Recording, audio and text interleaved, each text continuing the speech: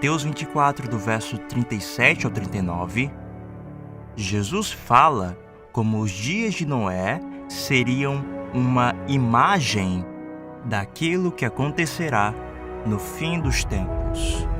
Assim como foi nos dias de Noé, assim também será a vinda do Filho do Homem. Ele conta como as pessoas conduziam sua vida diária, casando-se, dando-se em casamento, comendo e bebendo, e eles não estavam prestando atenção, e eles não sabiam que o dilúvio estava vindo, apesar dos 120 anos de pregação. E assim também será, ele diz, a vinda do Filho do Homem. A história está se repetindo. Eu estou certo de que o Senhor está olhando para nós do céu e Jesus disse, como foi nos dias de Noé, assim será nos dias do Filho do Homem. E estamos vendo isso no mundo hoje. A violência na terra, o egoísmo, a adoração do eu que existe lá fora. E eu acho que isso está quebrando o coração de Deus. Talvez a lição prática mais importante para tentar encontrar uma aplicação para os nossos dias de hoje seja: o que significa entrar na arca? Nós estamos vivendo na hora do juízo. Estamos vivendo em um crepúsculo final na história do mundo, em que estamos no limiar da eternidade. E as pessoas precisam perceber que estes são tempos incríveis, mais do que em qualquer outro momento da história. Porque a porta da graça está realmente se fechando. E agora é o momento em que as pessoas precisam se preparar para encontrar com seu Deus.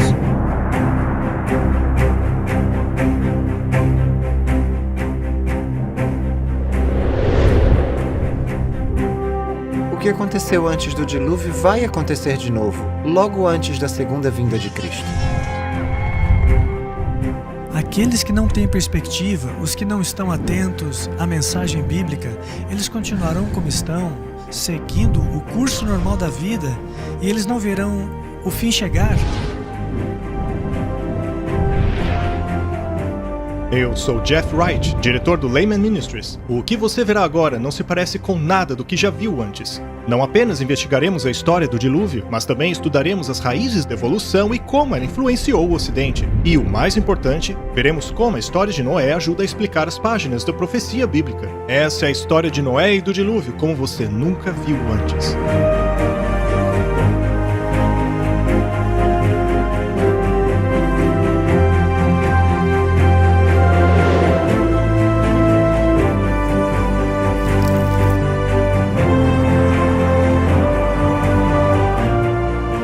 Muitos cristãos aguardam pela segunda vinda de Cristo e se perguntam o que acontecerá ao planeta Terra. É muito pertinente que estudemos a história de Noé e do dilúvio, pois essa história bíblica extraordinária nos revela mais a respeito do futuro do que pensamos. Na verdade, as evidências estão por toda parte.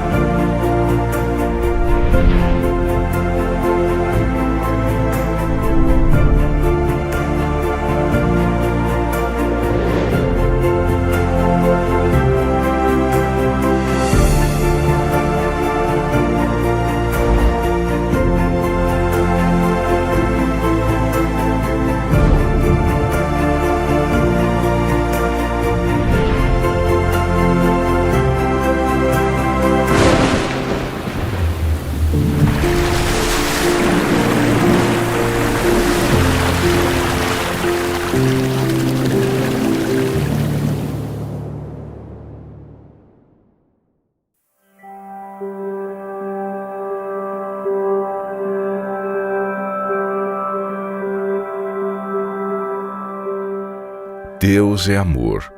Sua natureza, sua lei é amor. Sempre foi assim e sempre será. Cada parte da criação, desde o mais pequeno inseto que flutua debaixo de um raio de sol, até as grandes galáxias nos confins do espaço, tudo é a expressão de seu amor inescrutável.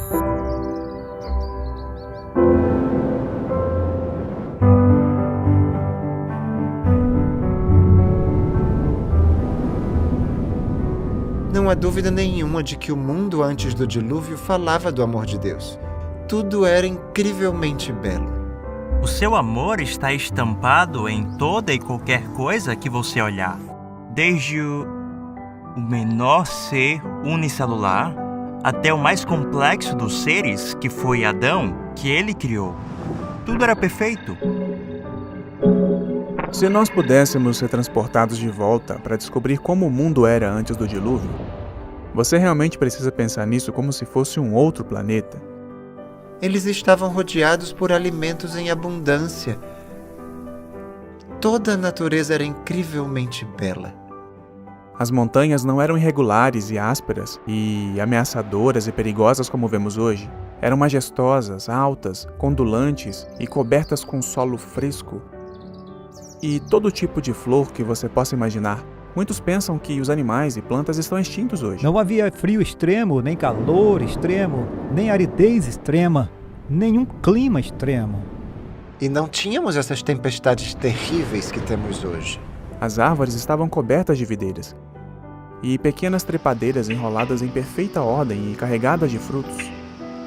É mencionado em Gênesis que a água subia como uma névoa e regava a terra. A terra era regada por um sistema tipo um aspersor automático. Subia um vapor da terra, de acordo com Gênesis capítulo 2. A chuva era desconhecida. Pedras preciosas, ouro e prata, eram simplesmente abundantes na superfície do solo. Aqui temos um paraíso, se você quiser colocar dessa maneira, que era, em diferentes aspectos, essa biosfera que permitia o desenvolvimento de seres humanos e animais. É claro que a expectativa de vida das pessoas era muito longa, de acordo com o relato bíblico. Quando Deus faz isso, ele diz que era bom, muito bom. E foi diante de toda aquela beleza que o homem pecou. Ele realmente não tinha desculpa, porque Deus havia providenciado tudo o que ele precisava. Tudo estava em harmonia e tudo era perfeito. É óbvio que não vivemos no mundo perfeito. Na verdade, se considerarmos que mais de 70% da Terra está coberta de água, esse planeta nem é tão acolhedor assim para a vida humana. Além disso, há lugares frios, desertos, cordilheiras. Mas será que sempre foi assim? Ou aconteceu algo que mudou drasticamente a superfície da Terra? O dilúvio alterou completamente a geografia da Terra. Esses pequenos pedaços da natureza que são quebrados e que nos revelam o verdadeiro horror do pecado. E o que vemos em nosso mundo hoje é a consequência disso. O homem começou a tentar encontrar a felicidade por meio do egoísmo, da pecaminosidade e da maldade. Mas Deus é tão amoroso. Ele disse: ainda tem gente lá embaixo que eu posso salvar. Quero salvar o máximo de pessoas que eu puder. Eu vou adverti-los. Se eles ainda tiverem algum fio de qualidades redimíveis e se buscarem, eu salvarei. E então ele criou essa arca. Ele criou um veículo através do qual eles poderiam ser salvos. E Noé, um mensageiro através do qual eles poderiam aprender. Deus está nos avisando. Deus nos dá revelações proféticas para nos arrependermos. Ignorar seria desastroso, assim como foi para aqueles nos dias de Noé. Em muitos aspectos, a história de Noé e do dilúvio é uma demonstração literal das profecias de Apocalipse. Eu lhe convido agora a estudar as profecias de Apocalipse, regressando aos dias de Noé.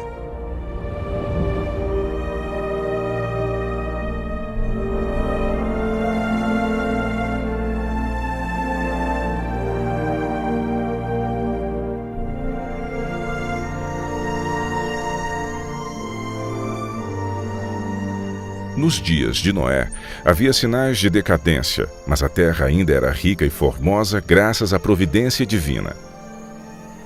As colinas eram coroadas de majestosas árvores e sustentavam ramos carregados de frutas.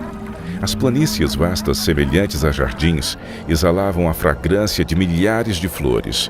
Os frutos da terra eram de grande variedade, quase sem limites. As árvores sobrepujavam em tamanho, beleza e proporção a qualquer uma que hoje exista. Sua madeira era fina e nobre, muito parecida com a pedra e quase tão durável como esta. O ouro, a prata e pedras preciosas existiam em abundância. A raça humana ainda conservava muito de seu vigor inicial. Apenas poucas gerações se passaram desde que Adão tivera acesso à árvore da vida. A existência do homem ainda se media por séculos.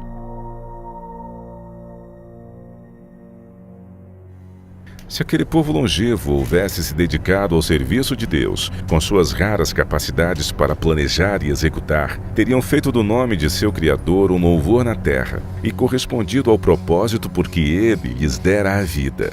Eles, porém, não fizeram isto. Havia homens de grande estatura e famosos por sua sabedoria, habilidosos para imaginar as mais maravilhosas obras. Sua culpa, porém, ao dar rédeas soltas à iniquidade, estava em proporção com a sua perícia e habilidade mental. Deus dera aos antediluvianos muitas e riquíssimas dádivas, mas usaram a sua generosidade para se glorificarem e as tornaram em maldição, fixando suas afeições nos dons ao invés de no doador. Utilizavam o ouro, a prata, as pedras preciosas e as finas madeiras na construção de mansões para si, esforçando-se por sobrepujar uns aos outros no embelezamento de suas moradas com a mais habilidosa mão de obra. Procuravam apenas satisfazer os desejos de seu orgulhoso coração e se deleitavam em cenas de prazer e impiedade. Sem vontade de conhecer a Deus, logo negaram a sua existência. Adoravam a natureza ao invés do Deus da natureza. Exaltavam a inteligência humana, adoravam as obras de suas próprias mãos e ensinaram seus filhos a adorar imagens de escultura. Construíram altares para seus ídolos à sombra das majestosas árvores. Bosques extensos que conservavam a folhagem durante todo o ano eram dedicados ao culto de falsos deuses. Estes bosques estavam ligados a belos jardins, através de longas e sinuosas avenidas adornadas por árvores carregadas de fruta e de todo tipo de estátuas. Tudo fora planejado de forma a agradar os sentidos e fomentar os desejos pecaminosos do povo. Isso os induziu a participarem do culto idólatra. Os adoradores de falsos deuses dotaram suas divindades com atributos e paixões humanas, e assim sua norma de caráter se degradou à semelhança da humanidade pecadora. Viu o Senhor que a maldade do homem se multiplicara sobre a terra, e que toda a imaginação dos pensamentos de seu coração era só má continuamente. A terra corrompeu-se diante da face de Deus e encheu-se de violência. Deus deu ao homem os seus mandamentos como regra de vida, mas a sua lei era transgredida e todos os pecados imagináveis eram praticados. A maldade do homem era aberta e ousada, a justiça pisada no pó. Os gritos dos oprimidos chegavam até ao céu. O mundo ainda estava em sua infância, porém a maldade se tornou tão profunda e generalizada que Deus não mais podia suportar. Ele disse: destruirei de toda a face da terra o homem que criei. Declarou que seu espírito não contenderia para sempre com a raça decaída. Se não cessassem de poluir com seus pecados o mundo e seus ricos tesouros, ele os eliminaria de sua criação e destruiria as coisas com que tanto amor os havia abençoado. Acabaria com os animais do campo e a vegetação que fornecia tão abundante provisão de alimento, e transformaria a formosa terra em um vasto cenário de desolação e ruína.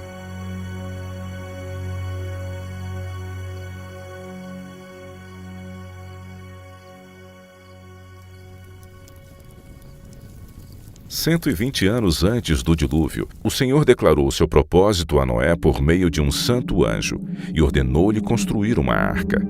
Enquanto construía a arca, ele deveria pregar que Deus traria um dilúvio de água sobre a terra para destruir os ímpios. Os que crescem na mensagem e se preparassem para aquele acontecimento pelo arrependimento e reforma de vida, encontrariam perdão e seriam salvos. Deus deu a Noé as dimensões exatas da arca e instruções explícitas com relação à sua construção em todos os pormenores. A sabedoria humana não poderia ter concebido uma estrutura de tão grande resistência e durabilidade. Deus foi o projetista e Noé o construtor-chefe. Tinha uma altura de 3 andares com apenas uma porta que ficava na lateral. A luz entrava por cima e os compartimentos foram arranjados de tal forma que eram todos iluminados. O material empregado empregado na construção da arca era o cipreste ou madeira de gopher, a qual estaria isenta de apodrecimento durante centenas de anos. A construção dessa imensa estrutura foi um processo lento e trabalhoso. A arca, por si mesma, não poderia resistir à tempestade que viria sobre a terra. Unicamente Deus podia preservar seus servos das águas tempestuosas. Noé, pela fé, quando foi avisado divinamente das coisas que ainda não se viam, temeu, e para a salvação de sua família preparou a arca, pela qual condenou o mundo e foi herdeiro da justiça que é segundo a fé. Enquanto Noé pregava sua mensagem de advertência ao mundo, seu trabalho testemunhava de sua sinceridade. Assim, a sua fé foi aperfeiçoada e manifestada. Deu exemplo ao mundo ao acreditar naquilo que Deus havia dito. Tudo o que possuía, ele empregou na arca. Enquanto construía aquele imenso barco em terra seca, multidões de todos os lados vinham para assistirem à estranha cena e ouvirem as palavras fervorosas daquele pregador tão especial.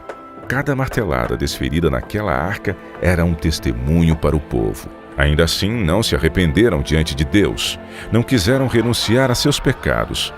Durante o tempo que se passou antes da chegada do dilúvio, a fé deles foi provada e não suportaram a prova. Vencidos pela incredulidade da maioria, voltaram-se aos seus companheiros anteriores, rejeitando a solene mensagem. Alguns ficaram profundamente convencidos e teriam atendido às palavras de aviso, mas tantos eram os que zombavam e ridicularizavam que acabaram participando do mesmo espírito. Nem todos os homens daquela geração eram idólatras no sentido mais amplo do termo. Muitos professavam adorar a Deus. Diziam que seus ídolos eram representações da divindade e que por meio deles o povo poderia obter uma concepção mais clara do ser divino. Esforçando-se para representarem a Deus por meio de objetos materiais, cegaram a mente ao poder e majestade do Criador. Deixaram de ver a santidade de seu caráter ou da natureza sagrada e imutável dos seus mandamentos. À medida que o pecado se generalizava, este parecia cada vez menos grave. E finalmente declararam que a lei divina não estava mais em vigor, que era contrário ao caráter de Deus castigar a transgressão, e acabaram negando que os seus juízos cairiam sobre a terra.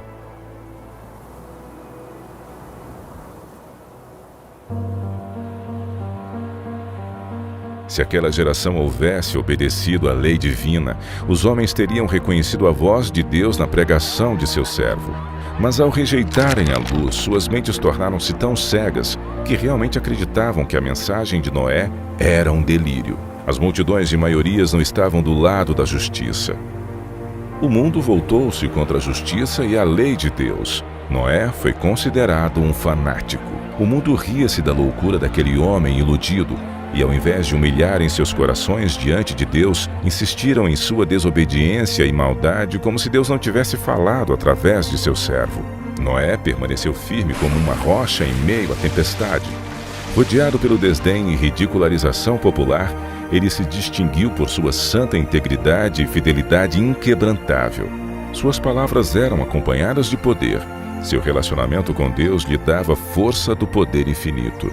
Durante 120 anos, sua voz anunciou aos ouvidos daquela geração acontecimentos que, segundo a sabedoria humana, estavam fora de cogitação.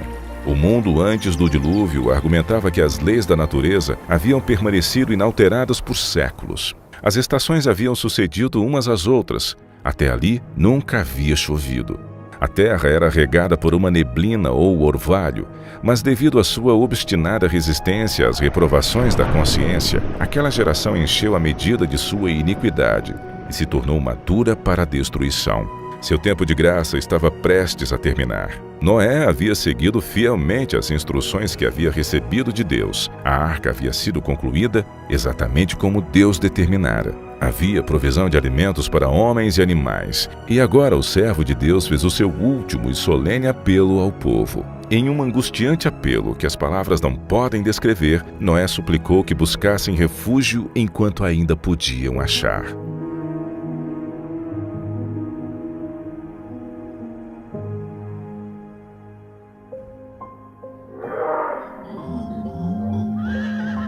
Animais de todos os tipos, desde os mais ferozes até os mais mansos, foram vistos vindo das montanhas e florestas, encaminhando-se silenciosamente para a arca.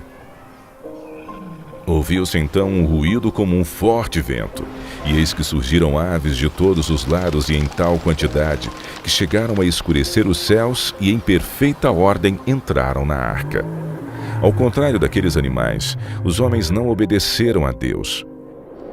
Guiados por anjos de 2 em 2, entraram na arca macho e fêmea, assim como Deus ordenara. Os animais limpos de 7 em 7, o mundo contemplava maravilhado. Alguns tiveram medo e chamaram seus filósofos para explicarem aquele estranho fenômeno. Ainda assim foi em vão, pois era um fenômeno que não podiam compreender. Deus ordenou a Noé: entra tu e toda a tua casa na arca, porque te achei justo diante de mim e desta geração.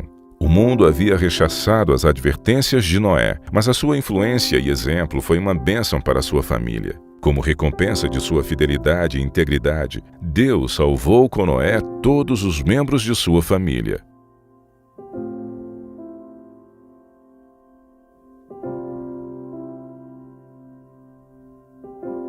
O clamor da misericórdia havia acabado para aquela raça culpada. Os animais do campo e as aves do céu haviam entrado em seu refúgio. Noé e sua família estavam dentro da arca. Depois o Senhor fechou a porta. Viu-se um lampejo de luz deslumbrante e uma nuvem de glória mais vívida que o relâmpago que desceu do céu e pairou diante da porta da arca. A porta maciça, que não poderia ser fechada pelos que estavam dentro, foi lentamente fechada por mãos invisíveis. Noé ficou do lado de dentro, enquanto aqueles que rejeitaram a misericórdia de Deus do lado de fora. O selo de Deus havia sido posto na porta. Deus a havia fechado e somente Deus poderia abri-la. Após 7 dias que Noé e sua família entraram na arca, não houve sinais da iminente tempestade. Mas, ao 8º dia, nuvens negras cobriram o céu. Ouviu-se o estampido do trovão e o lampejo do relâmpago. Logo passaram a cair grandes gotas de chuva. O mundo nunca havia testemunhado nada parecido, e o medo tomou conta do coração dos homens. Todos perguntavam em seus corações: teria Noé razão? Estará o mundo condenado à destruição? O céu se escurecia cada vez mais. A chuva tornava-se ainda mais intensa. Os animais corriam aterrorizados, seus gritos discordantes pareciam lamentar seu próprio destino e o da humanidade. Se romperam então as fontes do grande abismo, e as janelas do céu se abriram. A água parecia cair das nuvens em enormes cataratas. Os rios romperam seus limites e inundaram os mares. Jatos de água irrompiam da terra com força indescritível, arremessando pedras maciças para o ar, que quando caíam se enterravam profundamente no solo. Os altares onde haviam oferecido sacrifícios humanos foram destruídos, e os idólatras temeram diante do poder do Deus vivo, compreendendo que a causa de sua ruína foi a destruição e a idolatria. À medida que a violência da tempestade aumentava, árvores, edifícios, rochas e terra foram lançados em todas as direções. Por cima do rugido da tempestade, era possível ouvir os lamentos de um povo que havia desprezado a autoridade de Deus. Muitos estavam frenéticos de medo e esticaram seus braços à arca, implorando para lhes permitirem entrar. Suas súplicas, porém, foram em vão e se convenceram de que há um Deus no céu que governa tudo. Alguns, tomados pelo desespero, tentaram romper a arca para entrar nela.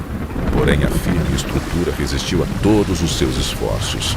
Outros se penduraram na arca, até serem arrancados pelas forças das águas ou caírem devido à colisão com rochas e árvores. Cada fibra da maciça arca tremia quando era golpeada pelos violentos ventos que a empurravam de um lado para o outro. Os gritos dos animais dentro da arca expressavam seu medo e dor. Ainda assim, apesar de toda a violência dos elementos, a arca continuava flutuando em segurança.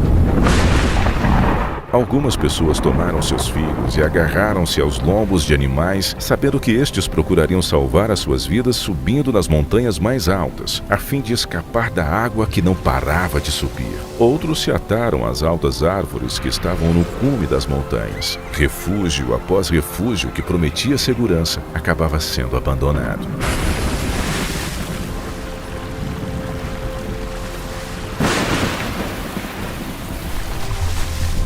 medida que as águas subiam mais e mais, as pessoas fugiam para as elevadas montanhas em busca de refúgio.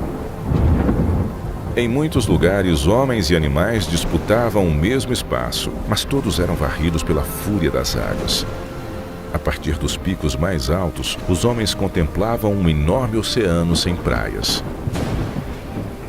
As solenes advertências do servo de Deus já não eram mais motivo de zombaria e chacota. Como desejavam aqueles pecadores condenados recuperarem a oportunidade que deixaram passar. Mas a doce voz de misericórdia não seria mais ouvida. O amor, não menos que a justiça, exigia que os juízos de Deus pusessem um fim ao pecado.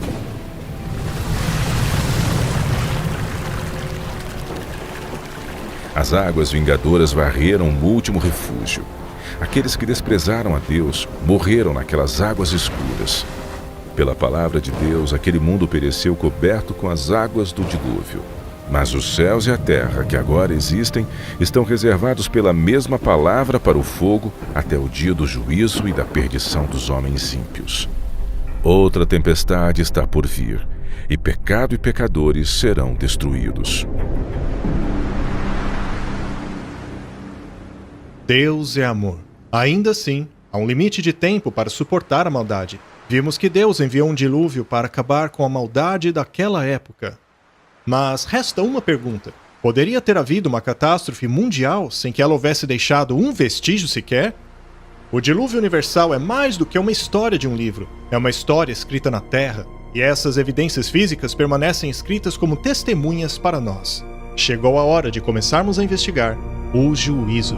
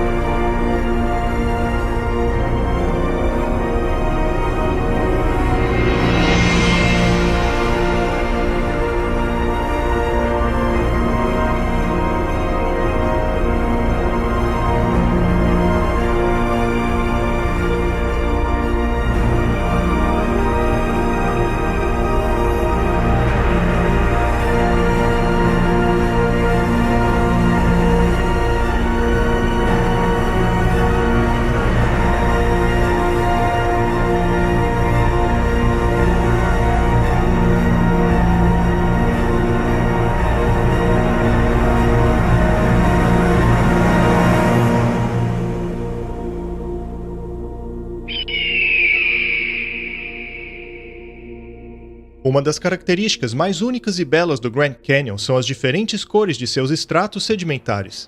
Elas são vistas ao longo da parede do canyon por quilômetros. Essas camadas de calcário e arenito acabam criando esse arco-íris nas rochas. É essa característica do Grand Canyon que o torna tão belo de ser contemplado. E são justamente essas camadas que nos dão a maior pista de como o Grand Canyon foi formado. As camadas rochosas que vemos em todos os lugares da Terra geralmente estão em camadas. As rochas sedimentares estão quase todas depositadas pelas águas.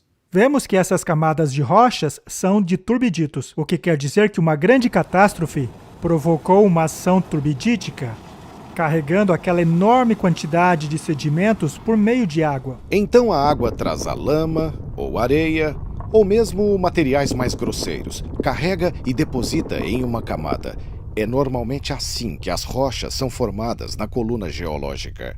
E então existem diferentes tipos de sedimentos que acabam fazendo com que as rochas pareçam bem diferentes, bem em cima uma da outra. Mas a pergunta é, depois da formação dessa camada, quanto tempo se passa até a próxima camada se formar em cima dela? A tendência geral é crer que, ao longo de milhões de anos, um oceano avançou sobre o continente, depositou uma camada de sedimento e então se retirou, deixando o solo seco mais uma vez. Durante este período seco, que teria durado dezenas de milhões de anos, esta camada sedimentar estaria exposta aos elementos do clima e à erosão. E se apenas ficar lá sem ser coberto rapidamente, então muitas coisas acontecem. As plantas crescem nela, as raízes se espalham, vira moradia de animais. As correntes de água vão cavar canais nela. Então ela não fica intacta. Dezenas de milhões de anos de ação atmosférica e erosão teriam deixado uma grande quantidade de irregularidades entre os estratos, como, por exemplo, colinas e vales. Mas não é isso que vemos. Há pouca variação entre os níveis, eles são extremamente planos.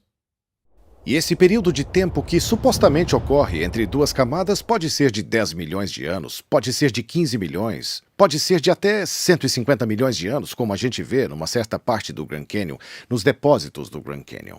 Você espera tanta erosão, na verdade, tanta erosão, que todo o registro já deveria ter acabado há muito tempo atrás.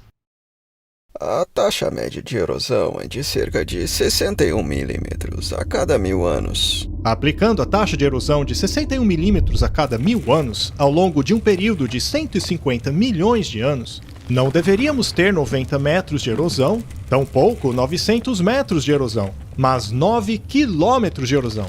Todos os sedimentos juntos que compõem os estratos do Grand Canyon deveriam ter suportado uma erosão 6 vezes maior. Mas o que vemos são estratos horizontais. Isso indica que foram depositados rapidamente em uma sequência muito veloz.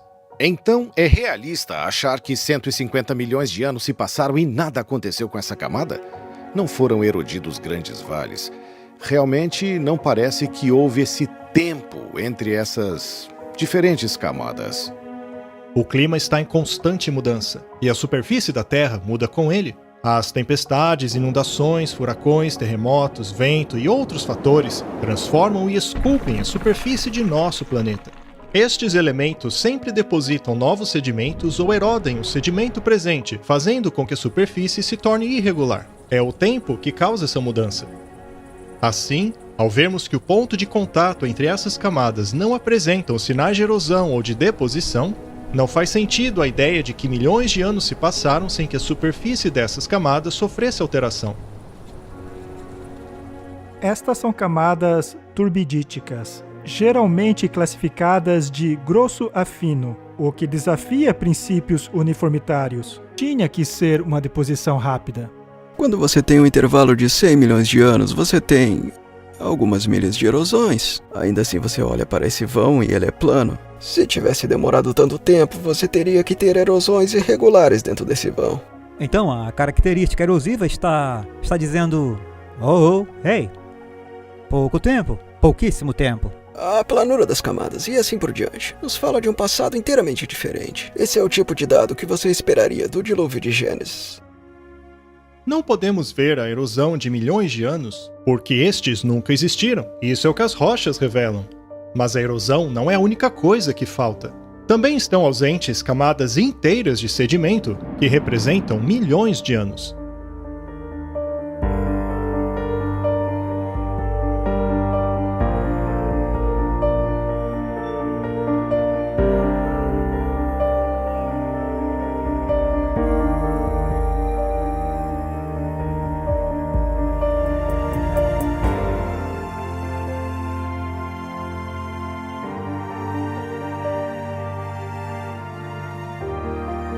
Aqui no Grand Canyon podem ver que atrás de mim há essa rocha de coloração mais clara chamada de arenito coconino. Ela está bem acima dessa mais escura chamada de folhelho permiano. Entre as camadas de arenito coconino e folhelho permiano falta uma terceira camada, chamada de formação Schnabel Hill. Veja nesta imagem o arenito coconino de cor mais clara, seguido logo abaixo pela formação Schnabel Hill, aquela que está ausente no Grand Canyon. Abaixo da formação Schnabel Hill está o folhelho permiano, um pouco mais escurecido devido à vegetação do vale. Esta é a formação Schnabel Hill. São mais de 240 metros de rocha, o que corresponderia a 6 milhões de anos.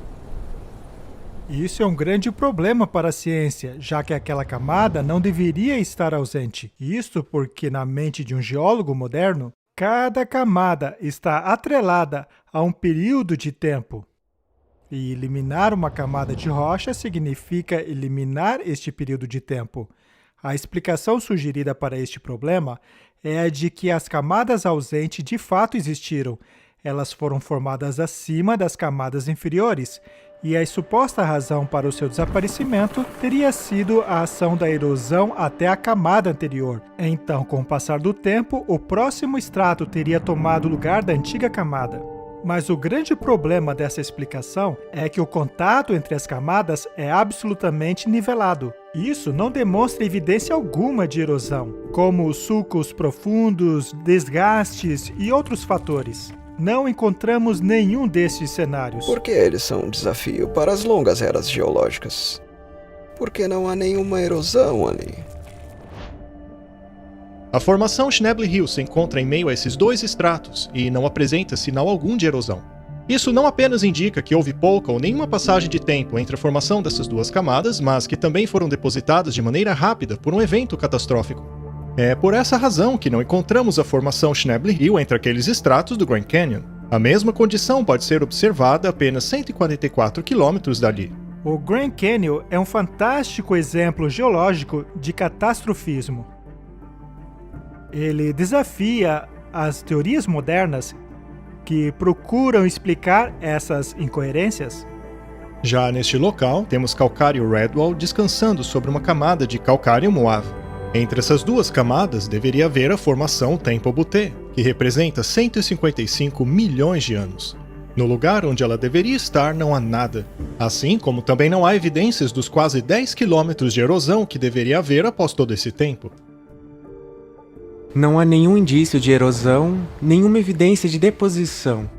Tudo o que temos é uma área plana. Mas não pode haver uma área plana de 30, 40, 50 mil quilômetros que não muda, que continua sendo uma área plana por 100 milhões de anos. 100 milhões de anos é tempo suficiente para erodir a América do Norte de sua elevação atual até o nível base, até o nível do mar, umas 6 ou 7 vezes.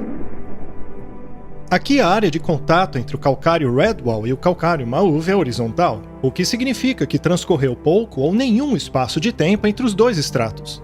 Os 150 milhões de anos ausentes entre esses dois estratos não correspondem à coluna estratigráfica. Por esta razão, os serviços do parque colocaram uma placa que confirma essa inconsistência. Exibimos apenas algumas dessas inconsistências, e em nenhuma delas há sinais de erosão ou deposição durante os supostos períodos de milhões de anos. Este é um problema sério para os evolucionistas, porém não é nada quando comparado à grande discordância, um vazio de tempo de mais de 1 bilhão de anos. Mas isso não é tudo. O contato entre as duas camadas também é horizontal. É interessante que quando descemos ao nível do Rio Colorado, nós encontramos o que chamamos de pré-cambriano.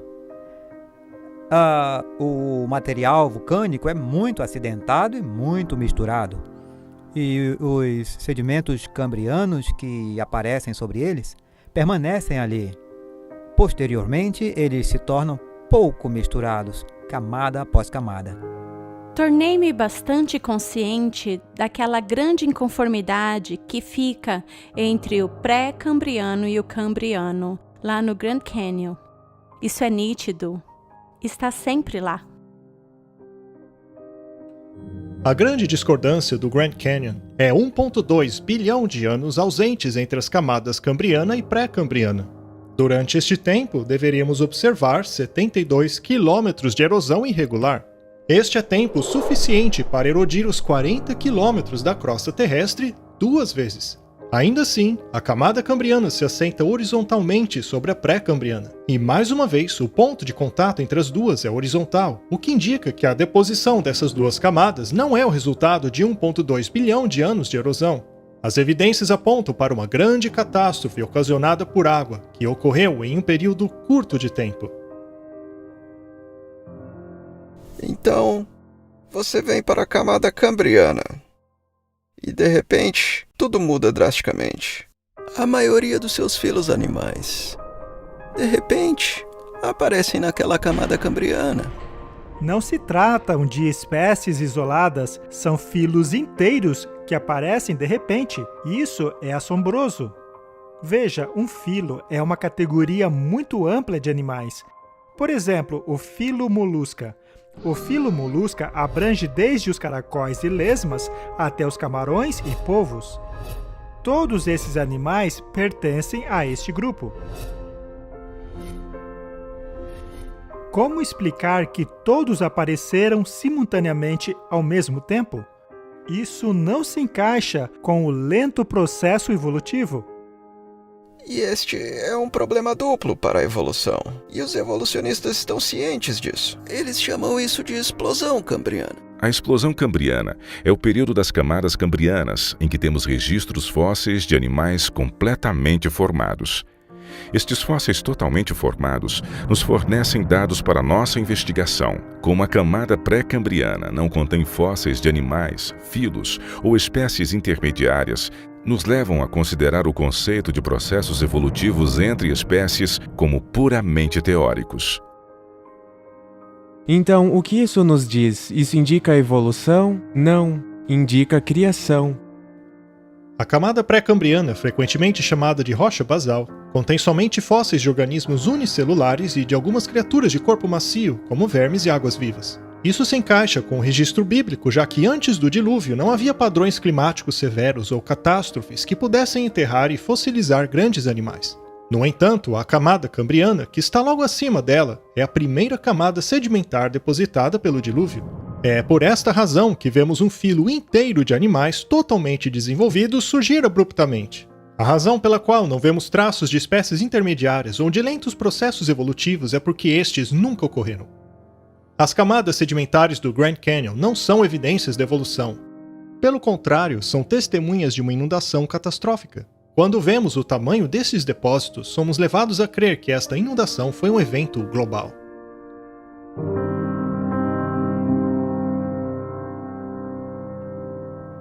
Quando olhamos para o Grand Canyon, é possível ver todas as camadas em sua lateral. E todas essas camadas se estendem por centenas de quilômetros. Até o Arizona, Utah, Wyoming e Montana. As mesmas camadas chegam até mesmo ao Canadá. O arenito da Pitts, que se encontra no fundo do Grand Canyon, foi a primeira camada depositada pelo dilúvio. Ela começa no México, cruza a América do Norte e chega até mesmo na Groenlândia. A formação Morrison cobre cerca de 643 mil quilômetros quadrados do Novo México ao Canadá.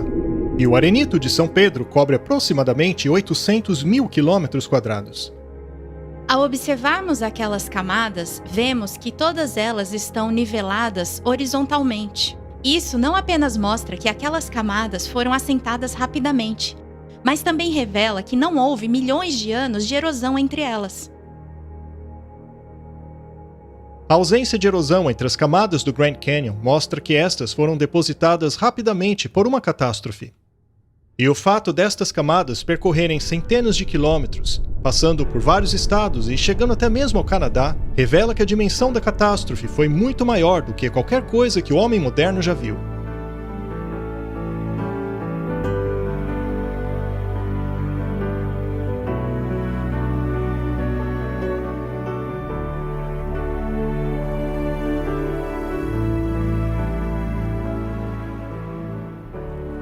Em termos de evidências de inundação mundial, nós olhamos os sedimentos e, observando a estrutura dos sedimentos e os fósseis que são encontrados nos sedimentos e os que não, nós temos o que chamamos de coluna geológica.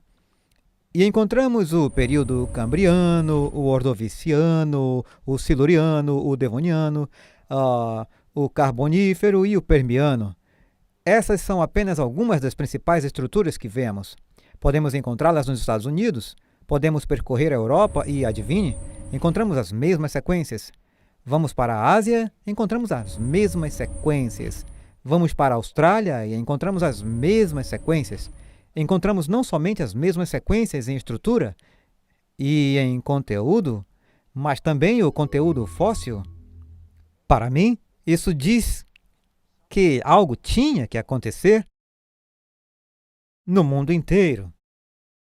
Se não simultaneamente, mas quase simultaneamente, para que todas as estruturas sedimentares pudessem desaparecer.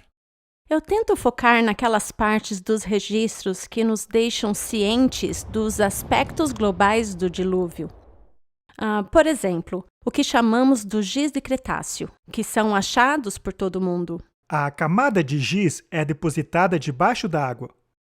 Ela é formada a partir dos esqueletos de carbonato de cálcio dos foraminíferos, que são organismos marinhos. E há uma enorme quantidade desses organismos.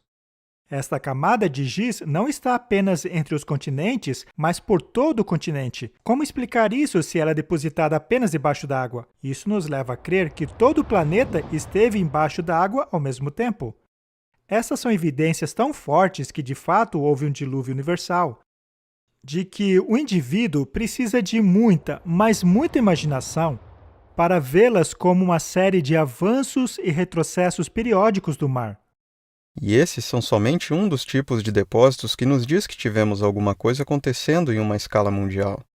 Porque você tem o carvão em várias partes do mundo, todos no exato mesmo lugar e registro geológico. Descobriremos que eles estão assentados sobre uma camada de ferro com areia que chamamos de arenito glauconítico. E vamos encontrar o arenito glauconítico na Inglaterra. Podemos encontrar as mesmas estruturas aqui nos Estados Unidos, no Alabama e em toda aquela área. Podemos encontrá-las na Austrália. E adivinhe, todos eles estão assentados sobre o arenito glauconítico, todos têm os mesmos tipos de fósseis, todo o negócio está lá. Mas é uma evidência de que houve continuidade em todo o mundo. Eu estou aqui na margem sul do Grand Canyon, a 2.000 metros acima do nível do mar. Isto é o que chamamos de formação de calcário Kaibab. Esta rocha sedimentar é encontrada sobre todo o estado de Nevada, Utah e Arizona, chegando até mesmo na Califórnia. Ela está repleta de fósseis marinhos. E o fato de fósseis marinhos serem encontrados aqui indica que essa camada se formou rapidamente para que fosse possível o processo de fossilização. Existem certos tipos de formação de calcário. Há uma formação de calcário característica que você encontra no Grand Canyon e em outras áreas do Paleozoico. Você as encontra também na Europa, na Ásia e em outras partes do mundo. Então você encontra esses calcários muito típicos de serem globais em sua distribuição. Conforme você vê o registro, há coisas que são características aqui que estão ao redor do mundo. Você continua um pouco mais e vê coisas diferentes que são características em torno do mundo, e se continuar vai ver outros tipos de rochas que têm características em todo o mundo e assim por diante. Existem muitos exemplos disso. E então, por que essas coisas são tão globais? Eu acho que a melhor explicação é uma catástrofe global. A larga distribuição de giz e outras camadas sedimentares condiz com aquilo que esperaríamos de uma catástrofe mundial. Já os fósseis, normalmente considerados uma evidência da evolução, são, na verdade, uma forte evidência do relato bíblico do dilúvio. Encontrar os mesmos fósseis nas mesmas camadas, em todo o mundo, para mim é outro ponto forte e marcante de que houve uma inundação global, um fenômeno global. E ao olharmos para o registro fóssil, encontraremos fósseis menores e menos complexos no fundo. E à medida que atravessarmos a coluna geológica, encontraremos uma complexidade cada vez maior. Isso acaba levando a muitas pessoas a concluir que houve uma progressão evolutiva no registro fóssil, que vai desde o simples até o complexo. Acontece que isso não existe. Não existem animais simples. Todo animal já encontrado é incrivelmente complexo. E muitas pessoas falam sobre eles como a primeira aparência de vida. Eu gostaria de propor que olhássemos não como um registro de vida, mas como um registro de morte. É a primeira aparência da preservação das coisas que estão morrendo. Nós temos esta complexa destruição aquosa, o dilúvio, acontecendo. E ao mesmo tempo em que estes sedimentos estão se instalando, eles também prendem as formas de vida à medida que morrem, da simples a mais e mais complexa. É óbvio que quando o ambiente é coberto com turbidito, os seres que vivem no fundo serão enterrados no fundo. Já os que são capazes de nadar mais alto são enterrados a um nível superior, e os que já se encontravam na parte superior serão encontrados lá mesmo. É exatamente o que vemos no registro. Encontramos peixes fossilizados que se encontram em sua posição de nado, até mesmo com comida em suas bocas. Isto é prova de uma morte instantânea. Os fósseis se formam apenas em decorrência de um enterro rápido. E para que haja um enterro rápido é necessária uma catástrofe. Um deslizamento causado por chuva forte ou inundação pode prover essa condição. O fato de haver tantos fósseis encontrados pelo mundo, todos nas mesmas camadas, é evidência de um enterro rápido em escala global. Outra forte evidência de que isto é o resultado de um dilúvio global é o fato de muitos desses animais terem sido arrastados juntos por fortes correntezas. Estes são os cemitérios fósseis.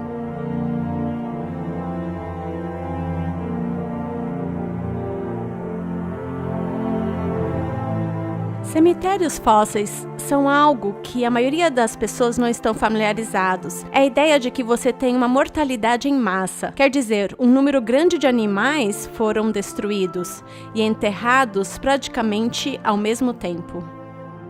E provavelmente o mais popular desse tipo de fósseis é o dos dinossauros. Mas existem áreas de concentração que sempre me fez pensar.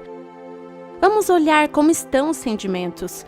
Talvez esta é uma área baixa e essas coisas foram levadas e depositadas em pequenas áreas baixas e concentradas dessa forma pela água que moviam esses corpos. Achamos coisas assim por todo o globo. Por exemplo, há camadas em Utah Central onde há braquiópodes, que são tipo moluscos. Deve haver uns, bilhões desses organismos que compõem essas camadas.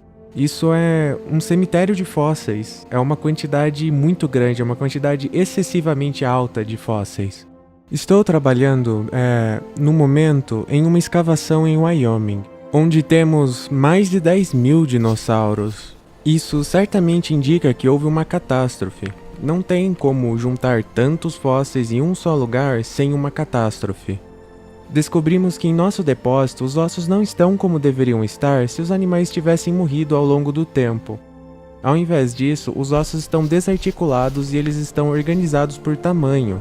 Os ossos maiores estão embaixo e os menores estão em cima. O único modo disso acontecer é se os ossos fossem transportados em uma enxurrada e depois afundado rapidamente até águas profundas, e os ossos maiores desceram antes dos ossos menores. Veja, por exemplo, a bacia de Karoo. Ela é enorme. E os dinossauros e criaturas se encontram em uma posição de corrente de água. O pensamento moderno diria que esses animais teriam sido depositados em bacias e rios que se espalharam por praticamente todo o continente. Isso seria um rio gigantesco. Não vemos isso acontecendo hoje. É necessário imaginar um mundo totalmente diferente no passado. Há muitas coisas que apontam para um dilúvio universal.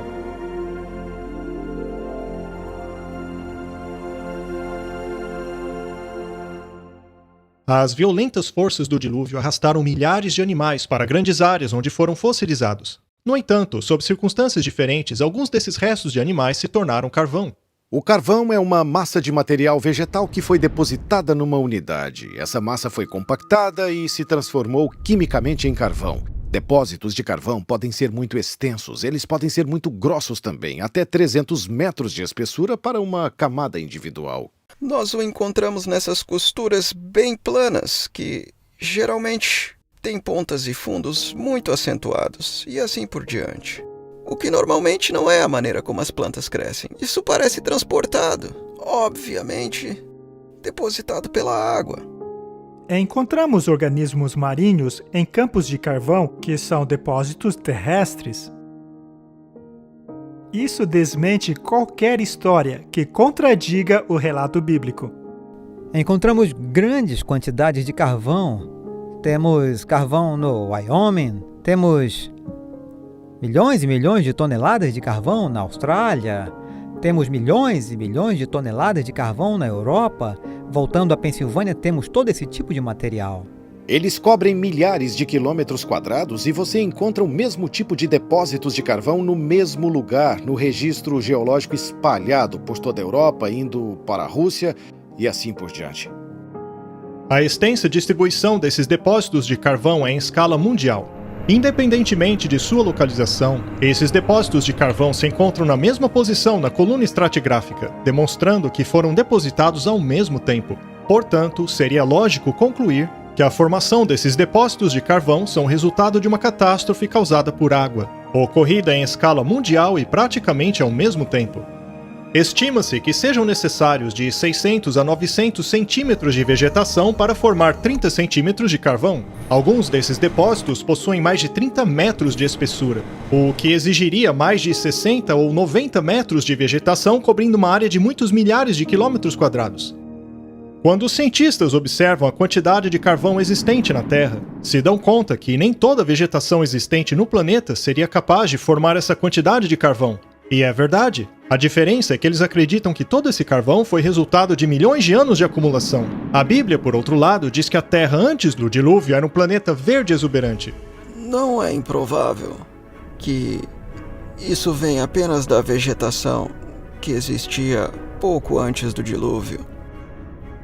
Muitos cientistas, por exemplo, acreditam que os céus em sua criação permitia a Terra estar um pouquinho abaixo de 2 atmosferas de pressão.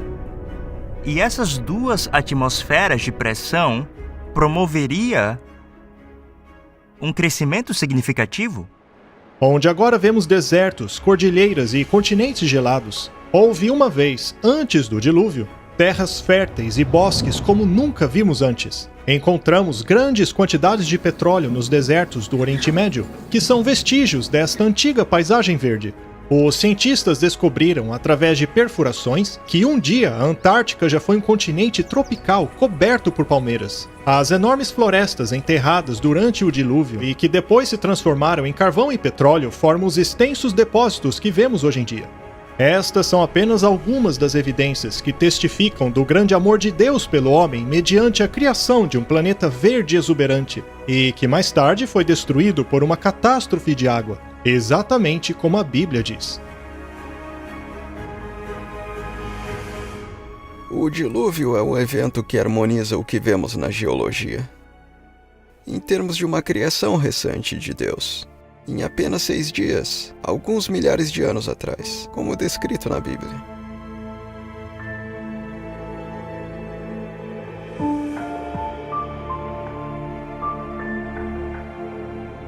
Existem tantas evidências que é impossível investigá-las todas em tão pouco tempo, mas basta observar o panorama para ver que a Terra fala por si mesma.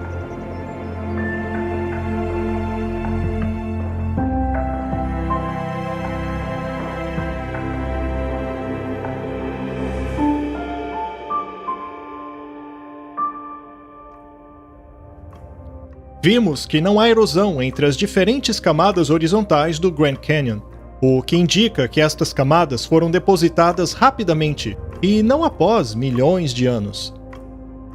Vimos também que a magnitude desta catástrofe precisa ser tão grande quanto os estratos que ela formou, e a extensão dessas camadas pelos continentes confirma o seu impacto mundial. Vimos também que não há rastros de erosão entre essas camadas sedimentares durante os supostos milhões de anos. A ausência desta erosão não se encaixa com o modelo evolutivo. Também vimos que a primeira camada sedimentar contém fósseis de animais completamente formados. Não há etapas evolutivas progressivas. A existência de fósseis nessas camadas são a evidência de que esses animais foram enterrados rapidamente.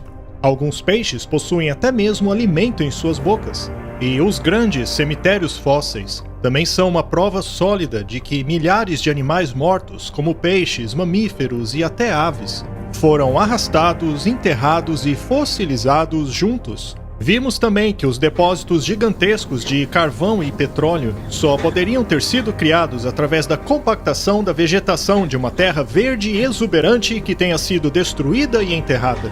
Vimos como a camada de giz do Cretáceo, formada pelo dilúvio, cobre todos os continentes, apontando para um desastre global. Quando consideramos todas essas evidências, vemos que a própria Terra revela que, em algum dia, ela foi destruída por uma catástrofe mundial causada por água.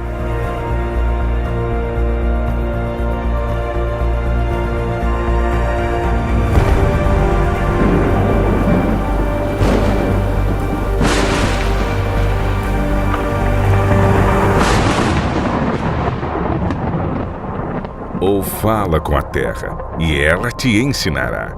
Até os peixes do mar te contarão. Quem não entende por todas essas coisas que a mão do Senhor fez isto?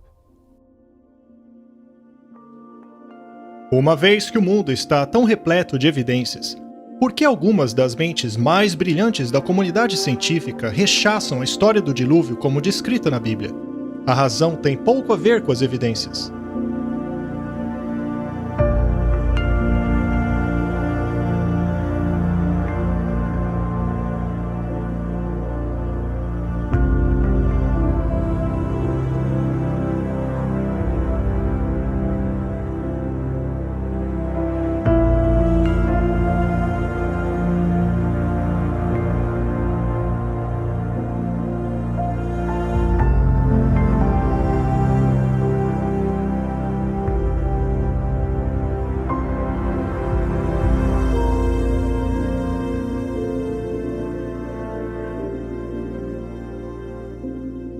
A Bíblia nos dá uma explicação da história, que a Terra e a vida foram criadas, tudo foi criado perfeito e então mudou por causa do pecado. Se isso for verdade, por que tantos cientistas se opõem totalmente a esse ponto de vista? O motivo tem mais a ver com visão de mundo do que com dados. Deixar as perspectivas religiosas. Fora disso não se resolve esse problema. O preconceito não é um problema religioso, mas humano. Não importa o que professamos, se dissermos eu sou cristão e rejeito a biologia evolucionista, ou eu sou evolucionista e rejeito o cristianismo, ou se eu estiver andando em círculos entre estes dois, ainda assim, tudo que fazemos, tudo que vemos, tudo que dizemos e percebemos, toda a nossa visão de mundo, o jeito que formulamos os nossos conceitos, nossos pensamentos sobre tudo que vemos e sabemos sobre o mundo ao nosso redor, são inevitavelmente afetados por essas duas visões. Essa visão de mundo tem uma forte influência sobre o que nós percebemos e no tipo de perguntas que fazemos. Se você limitar o número de interpretações que você pode adicionar à sua cosmovisão, então, obviamente, isso vai limitar os tipos de teorias que você pode criar.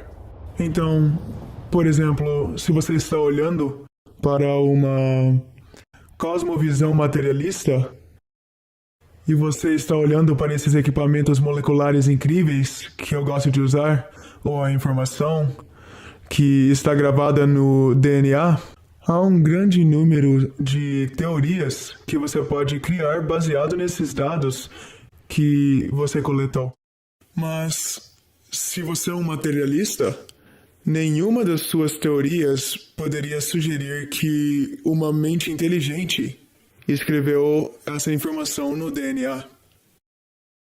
Essa é uma teoria que não é permitida. A grande verdade é que a evolução contraria as leis da física. Veja, tudo se transforma de um nível superior para o inferior. O que sempre acontece é a regressão e nunca o contrário. Essa é a lei da termodinâmica. A vida procura desafiar a lei da termodinâmica. Assim, o que temos é uma teoria que basicamente viola cada lei da física. E ainda assim, é uma das teorias mais reconhecidas e até mesmo protegidas pela legislação. É realmente inacreditável.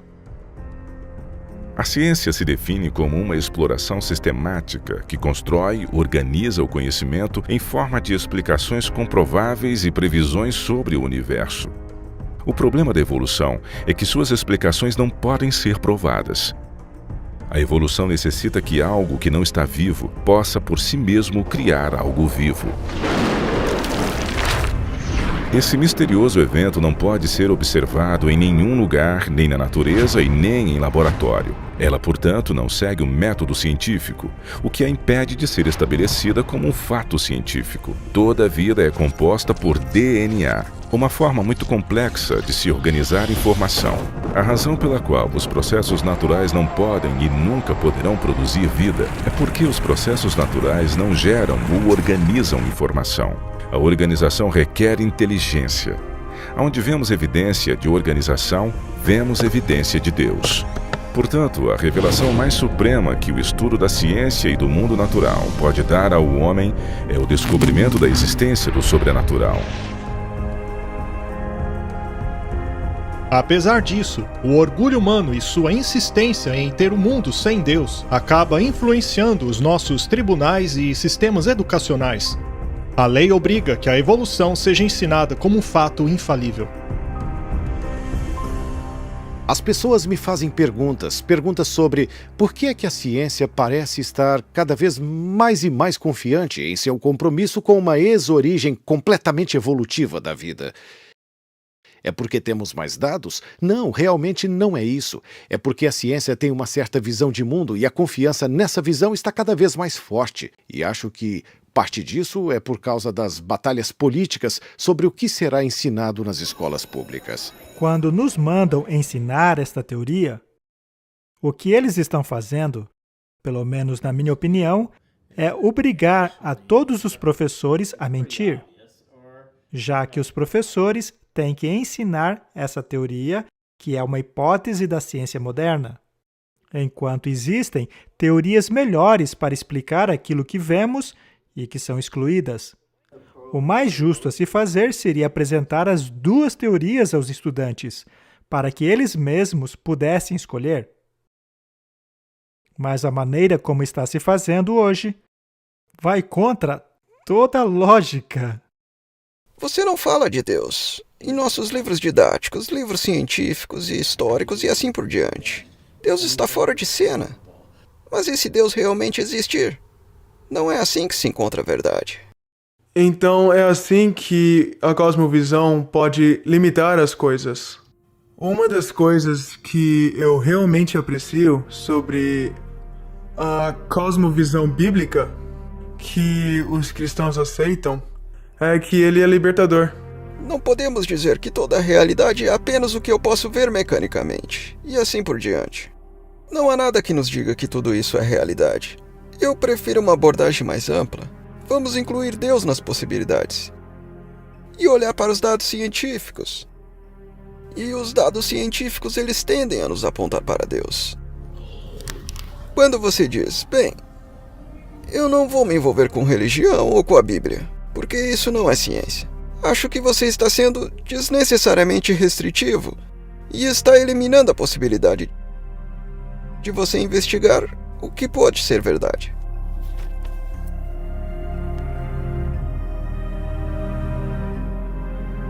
Mas a ciência tem um certo apelo à independência da mente e do coração humano. A ciência é o reino do ser humano. Isso é o que temos feito, isso é o que sabemos. Enquanto que a religião, a fé e o cristianismo são o reino de Deus. Acredito que o maior empecilho de aceitar o relato bíblico são as consequências de aceitá-lo.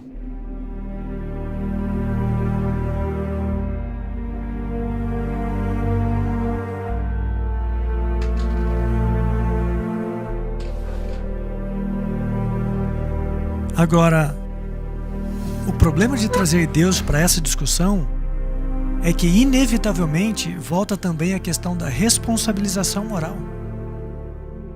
E dizer que tem moralidade em um paradigma evolucionista é enganar-se mesmo. Não pode haver um ser supremo e seres inferiores sem definir essa relação de alguma forma. E intuitivamente reconhecemos que há uma lei moral. E examinados por essa luz, não ficamos bem na cena. E, portanto, para escapar desse contexto de julgamento, para escapar do contexto de responsabilização moral, há uma tendência natural de querer se esquecer do Criador. E, consequentemente, coisas como a história do dilúvio, as evidências que ainda são visíveis na Terra, estas são coisas que talvez, de alguma forma, nosso subconsciente fica muito feliz encontrando uma explicação alternativa. Nós nos sentimos confortáveis deixando essa ideia de responsabilização moral. Eliminar a responsabilidade moral implica em reescrever a história do mundo. Adotou-se uma nova visão de mundo, uma visão de mundo que exclui o dilúvio. O objetivo disso é eliminar o juízo de Deus e, como consequência, eliminar a responsabilidade moral. O que vamos ver agora é como ocorreu essa transição.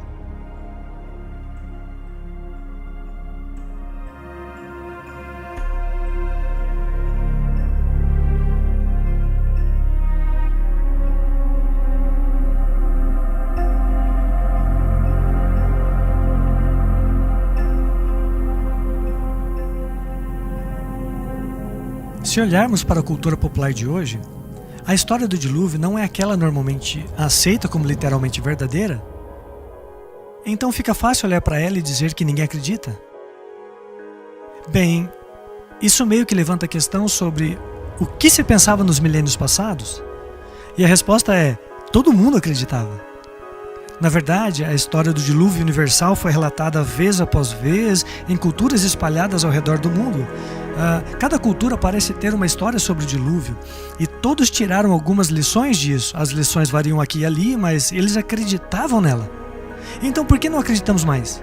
Os estudantes às vezes me perguntam como a ciência chegou a esse ponto de vista que eles têm agora, que nega milagres e é apaixonadamente relutante em aceitar a criação. E você tem que ir através da história para poder explicar isso. Nossa sociedade foi submetida a algo como uma colcha de retalhos de ideias intelectuais que foram organizadas para minar a história do dilúvio, a história do mundo e a história da criação.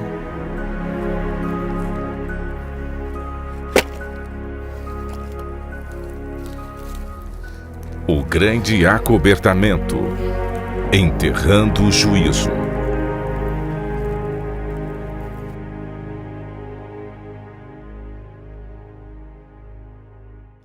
Toda a superfície da Terra foi alterada por um desastre causado por água. E essas evidências tão avassaladoras não podem simplesmente serem apagadas por aqueles que rejeitam a história do dilúvio. Eles então a reinterpretaram.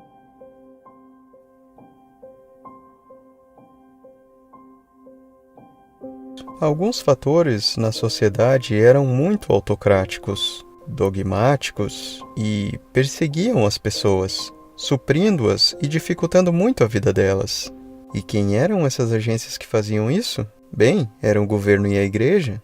Uma das coisas que o homem mais deseja é obter o domínio sobre os outros homens. Durante a Idade Média, era a igreja que governava o mundo.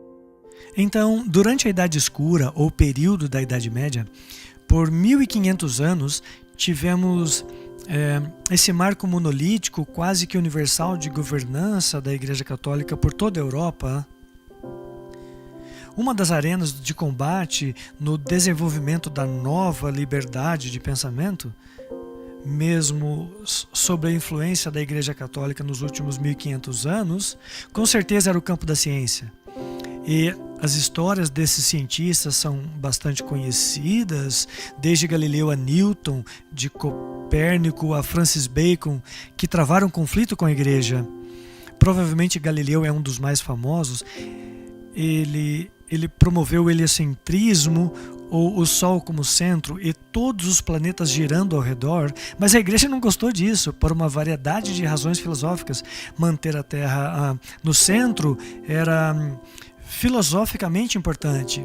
Essa era a marca da perfeição de Deus, e ter essa ideia circulando por aí, de que a Terra não está onde achávamos que ela estava e de que outros planetas não giravam em círculos perfeitos, isso não foi nada popular. Então Galileu foi chamado pela Santa Inquisição, foi preso, ameaçado com punição severa e possivelmente morte. Nós usamos essa história hoje, infelizmente, muitas vezes para criar esse antagonismo intransponível entre o cristianismo e a ciência. E isso não é o que deveríamos aprender dessa lição, porque quando olhamos para os ensinos da igreja na Idade Média, em muitos casos, não é o que a Bíblia diz. O mundo estava dominado por um pensamento religioso muito rígido. E qualquer coisa que saísse desse esquema tão rígido era visto como uma ameaça à verdade. Algo que era contrário a Deus, contrário à Bíblia. E como tal, precisaria ser eliminado pela força, mediante a ação da Inquisição e da pena de morte.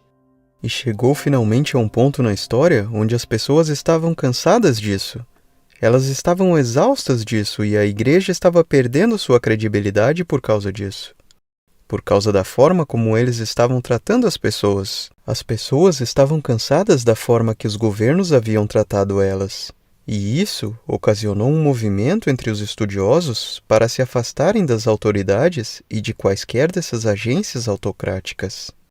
O mundo via Deus como um Deus vingativo,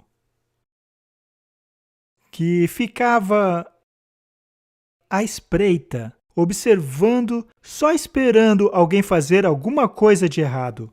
E os reis governam não por amor, mas por ganância. Outros são controlados não por amor, mas por medo, incluindo a igreja. Percebendo o poder abusivo que prevaleceu por toda a Europa, eles totalmente rejeitaram a Igreja Católica, no qual, claro, na mente deles, significava rejeição total ao cristianismo. E isso abriu a porta para uma sociedade mais inclinada ao ateísmo. E, segundo a mentalidade do homem, quem era essa força restritiva? Bem, a força restritiva que impedia a expansão da mente era Deus. Portanto, vamos nos livrar dele, vamos nos livrar de Deus, para que assim possamos crescer intelectualmente. E foi isso que fizeram na Revolução Francesa. Ao invés de submeter as massas aos seus dogmas e cega submissão, a obra de Roma as tornou infiéis e revolucionárias. Consideraram que sua avareza e crueldade era fruto da Bíblia e que não mais aceitariam isso. Roma distorceu o caráter de Deus e agora os homens passaram a rejeitar a Bíblia e o seu autor. Isso desencadeou automaticamente a Revolução Francesa e a total anulação do poder da Igreja que se havia mantido sobre o povo por mais de 1000 anos. Na Assembleia Nacional da França, a turba revolucionária declarou que só prestaria culto à razão. Apresentaram então uma bela mulher vestindo uma capa azul e a proclamaram como deusa da razão. E eles então consagraram a deusa da razão. Aconteceu que a razão tomou o lugar da fé em Deus. Levaram essa mulher de carruagem até Notre-Dame, destruíram a igreja e passaram a pregar semanalmente o ateísmo. Os franceses reagiram aos séculos de perseguição por parte da Igreja Católica, estabelecendo uma nova forma de governo. No lugar de uma nação com uma visão de mundo cristã pervertida e dominada pela Igreja Católica, foi adotada pela sociedade uma visão de mundo ateísta desprovida de qualquer influência cristã. A isso chamamos iluminismo. Eles não queriam coisa alguma com Deus. Eles viram que Deus era tirânico. Pessoas eram forçadas a acreditar. Portanto, agora vamos retirar Deus da equação. O que aconteceu na Revolução Francesa foi o seguinte: passamos de um mundo centrado em Deus para um mundo centrado na razão. O ateísmo surgiu, você sabe, tremendamente na França. Veja o que aconteceu na França. A Bíblia foi queimada, foi destruída. E chamam a isso de Era do Iluminismo. Portanto, vemos essa ideia de iluminismo retirando totalmente Deus do quadro. Dentre todos os segmentos da sociedade francesa, foram os padres católicos que sofreram a maior taxa de mortalidade per capita. Havia muita animosidade e eles descontaram seu ódio na igreja. E na maioria dos casos, eles descontaram também no cristianismo. Reforçando-se para defender a ciência e a razão como os novos ideais da sociedade, as ações das correntes ateias focaram em descristianizar a França, um período que ficou conhecido como Reinado do Terror. Capturou-se e executou-se os sacerdotes, as igrejas e monumentos religiosos foram vandalizados ou mesmo destruídos. A palavra santo foi removida da sinalização das ruas, o culto a Deus foi proibido. A Bíblia passou a ser queimada publicamente, enquanto os franceses gritavam: "Esmague o miserável", referindo-se a Cristo e ao que sua igreja representa. Muitos foram assassinados enquanto estavam de joelhos orando, e seus corpos eram abandonados lá mesmo, no local de adoração. Nos bosques aonde se reuniam os cristãos, eram pendurados cadáveres e corpos eram espalhados pelo chão. Tudo isso foi o resultado do movimento ateu chamado de Iluminismo. O movimento que pretendia acabar com a tortura e matança da Igreja Católica agora cometia os mesmos crimes. Os eventos culminantes oriundos do Iluminismo, que deram base à Revolução Francesa, pareciam indicar a morte do cristianismo. tudo aconteceu como queria Satanás. Sua política é o engano, e seu propósito é trazer ao homem dor e miséria. É desfigurar a obra de Deus, impedir os planos divinos de benevolência e amor e assim causar dor ao céu. Desta maneira, através das artes do engano, ele leva o homem a culpar a Deus como se toda essa miséria fosse resultado do plano do Criador. Quando o povo descobriu que o romanismo era um engano, Satanás os levou a crer que a religião é enganosa e a Bíblia uma fábula. O papado parecia que ia morrer. A sociedade se libertou e passou a considerar alternativas diferentes. Essa era do iluminismo, esse pensamento livre, na verdade foi o início do que eu chamaria de ciência moderna. Na verdade, esse movimento de se afastarem das autoridades, nós o vemos como sendo um período chamado iluminismo. Você não tem esse freio sobre você, e você pode começar a explorar, e começar a observar, e começar a utilizar a razão humana. As pessoas estavam, de fato, se afastando da confiança nos governos e na igreja, e começando a pensar por elas mesmas, trazendo mais liberdade, e essa liberdade foi em muitas direções diferentes, incluindo se afastar de acreditar em Deus. Se não fosse pela Revolução Francesa e a ideia de que Deus não está envolvido em tudo, e a ideia de que a razão substitui Deus, não teria havido solo fértil para o desenvolvimento do pensamento evolucionista. A nova geração, por assim dizer, de estudiosos da ciência da Terra, dentre os mais notáveis Lyell e Darwin, apareceram por volta de 1800. Charles Lyell foi um geólogo que introduziu pela primeira vez o conceito de que havia grandes períodos de tempo no desenvolvimento de características geológicas. E mais tarde ele escreveu a sua obra chamada Os Princípios da Geologia. Este período geológico exposto por Lyell em seu livro é conhecido como uniformitarismo. O uniformitarismo é a crença de que as coisas que se desenvolveram e acontecem hoje não são diferentes daquilo que ocorreu no passado. Assim, se algo exige um longo período de tempo para se formar hoje, também deve ter exigido um longo período no passado. O uniformitarismo é a base para se crer nos milhões de anos tão necessários para a teoria da evolução. A aceitação generalizada do princípio uniformitarista é um dos principais motivos, como previsto pela Bíblia, que faria as pessoas do tempo do fim negarem tanto a criação como o dilúvio. Nos últimos dias, surgirão escarnecedores caminhando após a sua própria concupiscência. Eles dirão: onde está a promessa da sua vinda? Desde que os nossos pais dormiram, tudo continua como era desde o princípio da criação. É por isso que o uniformitarismo ensina que todas as coisas têm seguido no mesmo ritmo desde o princípio.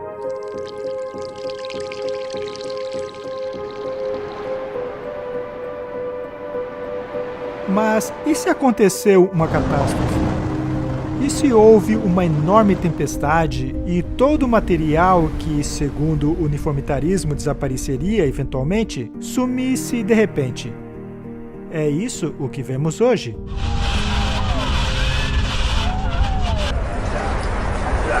A percepção de que tudo tem sido o mesmo desde o início da criação é uma filosofia que, como Deus advertiu, caracterizaria a mentalidade dos últimos dias. Somos advertidos de que essa mentalidade faria as pessoas negarem deliberadamente que o mundo já fora destruído pela água.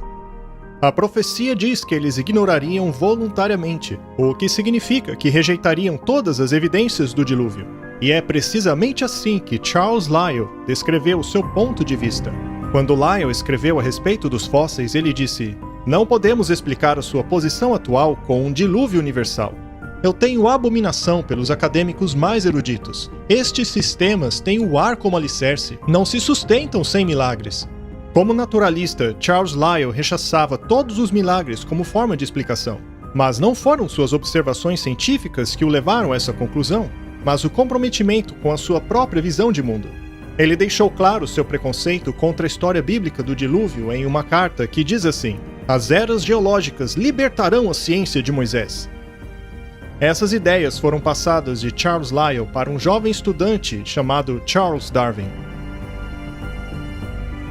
Quando Charles Darwin foi comissionado para viajar no navio Beagle, um dos livros que ele levou consigo foi o livro de Charles Lyell, O Princípio da Geologia, e lá estava ele, lendo aquela informação ao chegar nas Ilhas Galápagos. E então ele vê aqueles tentilhões. Aqueles tentilhões eram tão variados que lhe veio à mente a ideia de que aqueles tentilhões obviamente evoluíram de um parque e chegou àquelas ilhas. Então todas aquelas variedades chegaram a evoluir a partir daquele momento. Ele naturalmente pensou que esse processo deve ter levado algum tempo. E foi aí que as ideias de Lyell se encaixaram.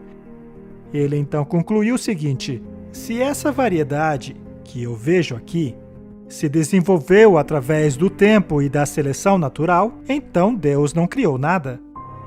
Darwin utilizou as ideias de Lyell sobre as eras geológicas e as aplicou à biologia.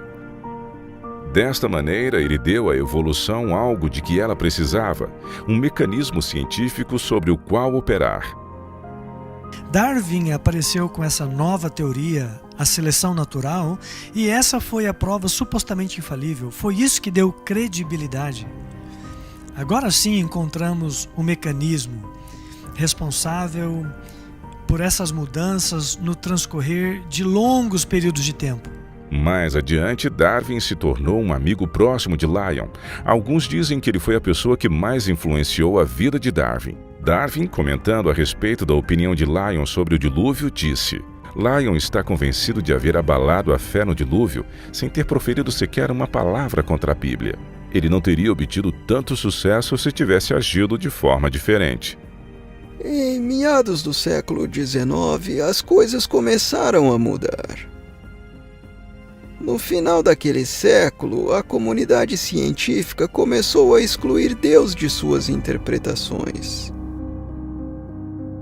E agora, Deus foi totalmente expulso das explicações na comunidade científica.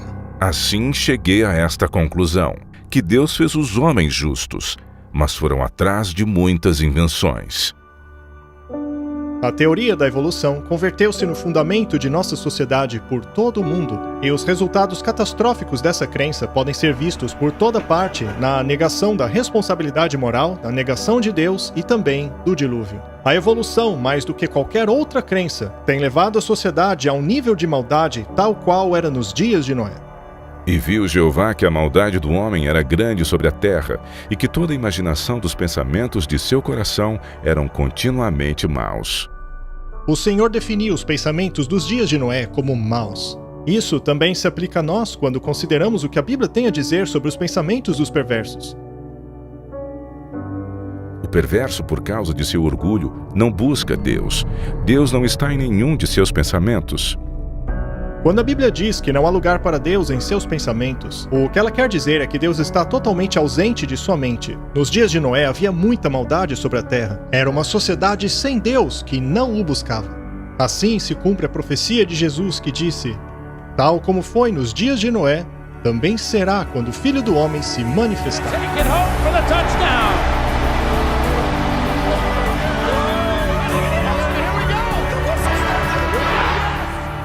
Nós estamos chegando a um ponto neste mundo hoje onde Deus está sendo marginalizado. Mesmo nos sistemas políticos e leis que estão sendo feitas para todas as intenções e propósitos, leis que estão sendo escritas fora da existência e fora do psiquismo humano. Então estamos no mesmo ponto hoje.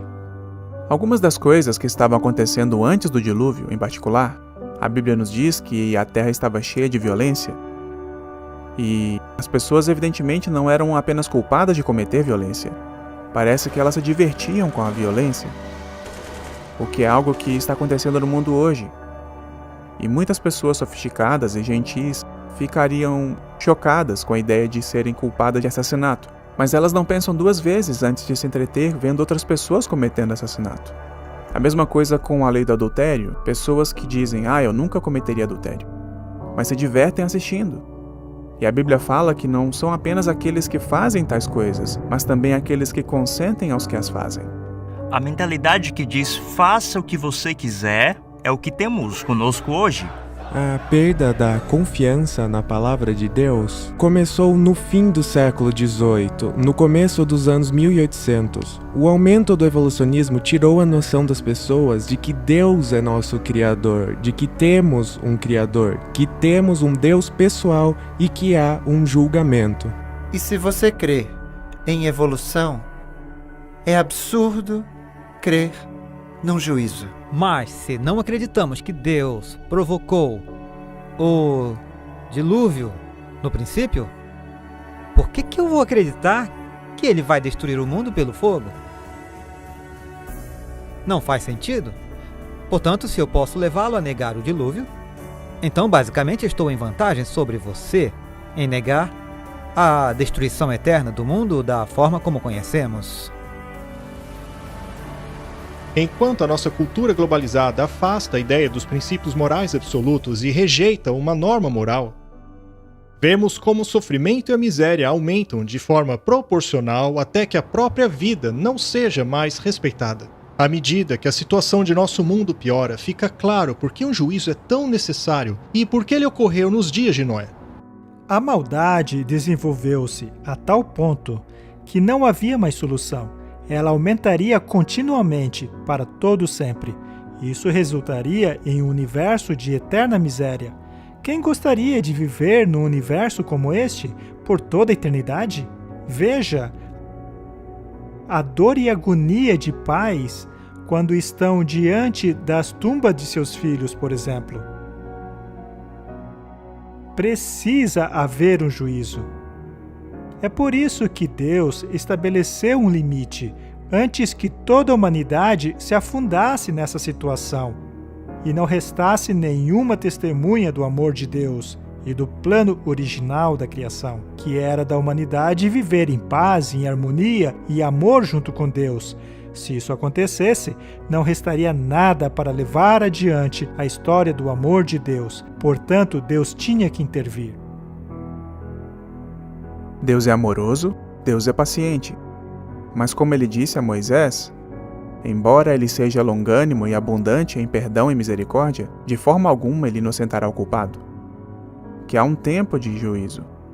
O Senhor disse: Meu espírito não contenderá com o homem para sempre, porque ele é carne. Seus dias passarão a ser 120 anos. Houve um período de 120 anos de advertências, de súplicas.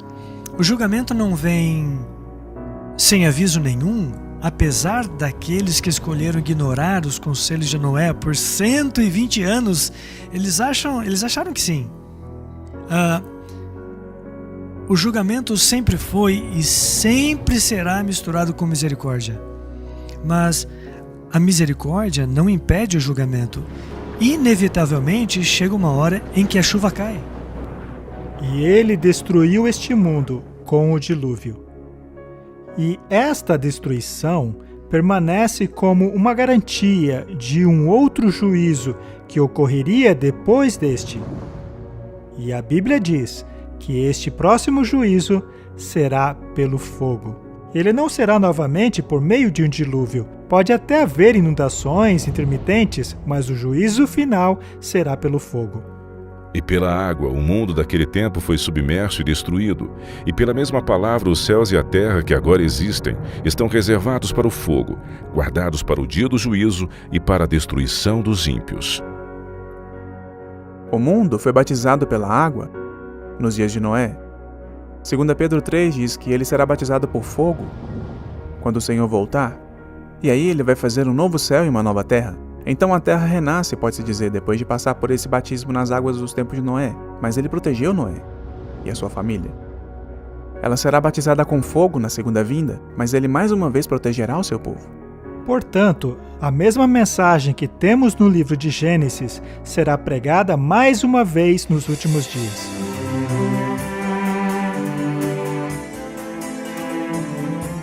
O fim dos tempos dos dias de Noé se repetirá, e as rochas e fósseis da terra são testemunhas disso. Assim como foi na história de Gênesis, o registro da própria terra serve como uma profecia que nos adverte que outro juízo está chegando. Mas quando? No tempo do fim, o homem recebe 3 avisos logo antes da segunda vinda de Cristo. Tais advertências são dadas por 3 anjos e são conhecidas como as 3 mensagens angélicas. Quando a mensagem de juízo foi dada nos dias de Noé, se deu o primeiro juízo da terra. E agora, no tempo do fim, a mensagem do primeiro anjo ecoa a advertência de Noé dizendo: chegou a hora do seu juízo.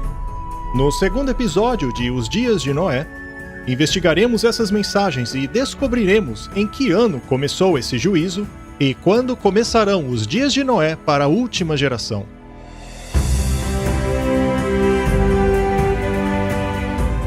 A história da Arca é praticamente um paralelo às 3 mensagens angélicas. As 3 mensagens angélicas de Apocalipse 14 são as últimas mensagens de Deus para o mundo. É uma mensagem para os últimos dias, e é uma mensagem que na verdade prepara o mundo para a vinda de Cristo. Noé seguiu as instruções de Deus na construção da arca. Veremos como as mensagens dos 3 anjos apontam para uma antiga estrutura projetada por Deus, que revela as instruções a serem seguidas pelo povo de Deus como preparação para o tempo do fim. A mensagem do primeiro anjo nos aponta a verdade, a mensagem do segundo anjo nos aponta a contrafação, e a mensagem do terceiro anjo diz: escolha. E Noé convidou o povo a uma escolha, sabe? Escolham. Façam a sua decisão, mas saibam que essa decisão é definitiva. Está chegando a hora do juízo. As pessoas estão sendo avisadas com antecedência porque Deus ama o homem e quer salvá-lo. E Deus mais uma vez verá a maldade humana e dirá que os pensamentos do seu coração e mente são continuamente maldosos e mais uma vez trará juízo. Portanto, é uma mensagem de advertência, é uma mensagem de amor, mas é também uma mensagem de que há um juízo iminente.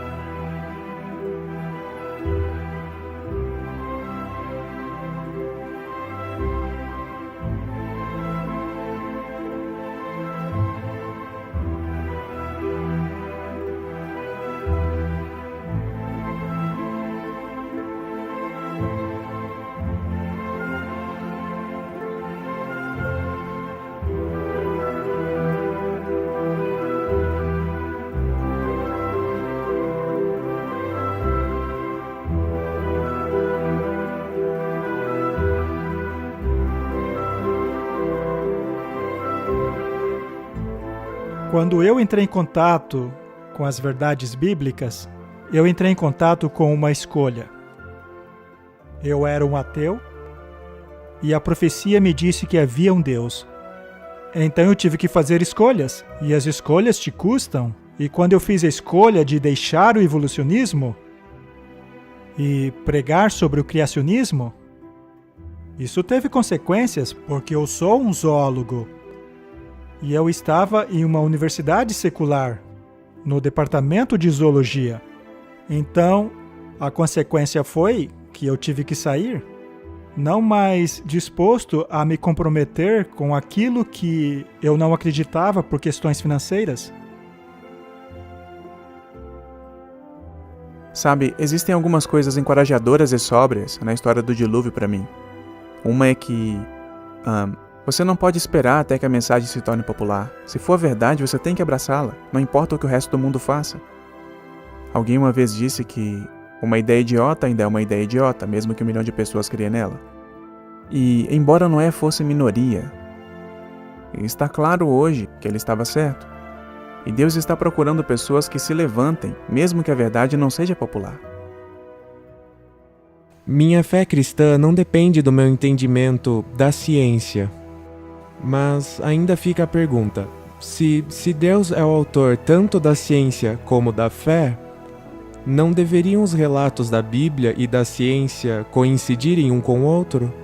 Acredito que podemos praticar ciência e fazer descobertas novas sobre o mundo ao nosso redor utilizando a Bíblia como princípio.